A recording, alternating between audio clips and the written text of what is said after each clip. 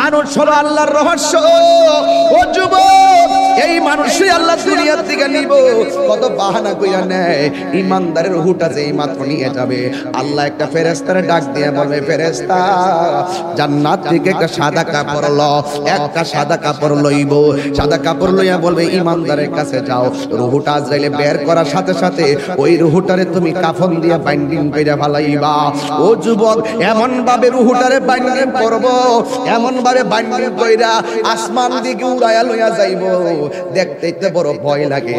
এমন ভাবে বুঝি তাহিরিরে বাইন্ডিং করব, এমন ভাবে বুঝি আপনারে বাইন্ডিং করব, দেখলই তো কেমন জানে লাগে,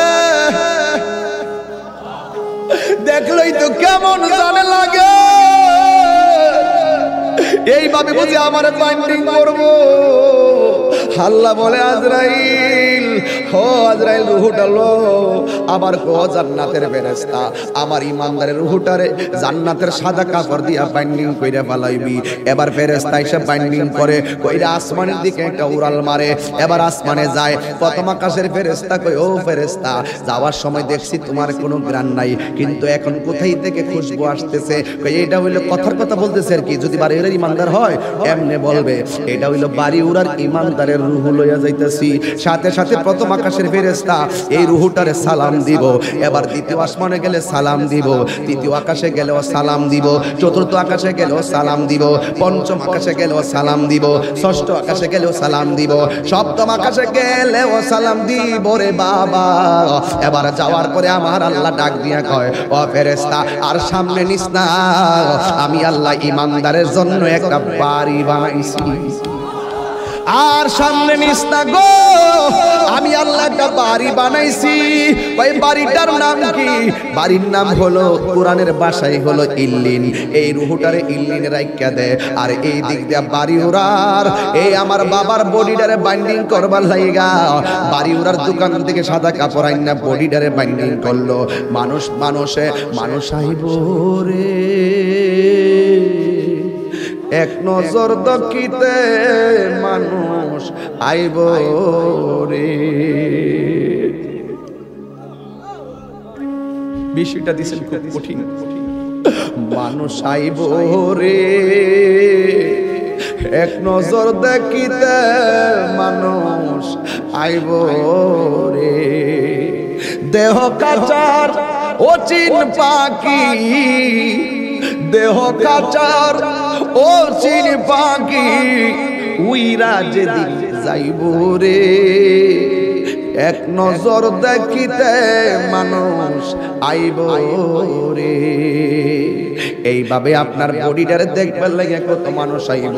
আয়া দৌড়ায় দৌড়ে আবার যাইব গা, কয় বাজার আছে, আমার কাজ আছে, কয়া দৌড়ায় দৌড়ে যাইব গা। কিসের তোর বন্ধু? ফেসবুকের বন্ধু। এই বন্ধু তোরে দেখার জন্য একটা মিনিটের জন্য আইব, আয়া কোন রকমের দেখকে আবার বন্ধু তোরে ফালাইয়া যাইব গা। কিসের তোমার বন্ধু?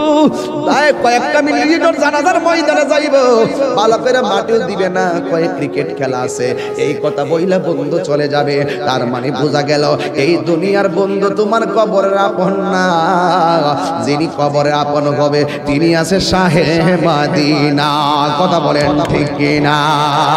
হাত তুলে বলো ঠিক কিনা? আমার নবী কবর আসার ক্ষমতা আছে না?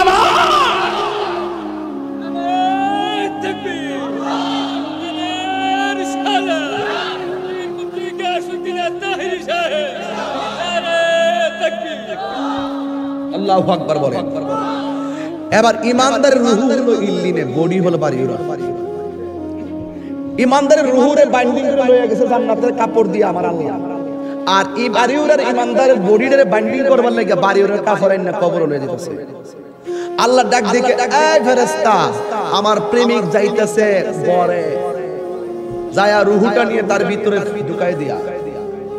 কবরে তো দুইজন ফেরেশতা আইবা, আমি তো তিনজন আইব। ওই একজন আয়া রূহ দিয়ে যাইবো গা, দুইজন আয়া প্রশ্ন করবো, সুবহানাল্লাহ। সপ্তাহ কোন দেখো না। এবার ওই কবরের ভিতরে ইমানদারের প্রশ্ন করবো তিনটা। কয়টা?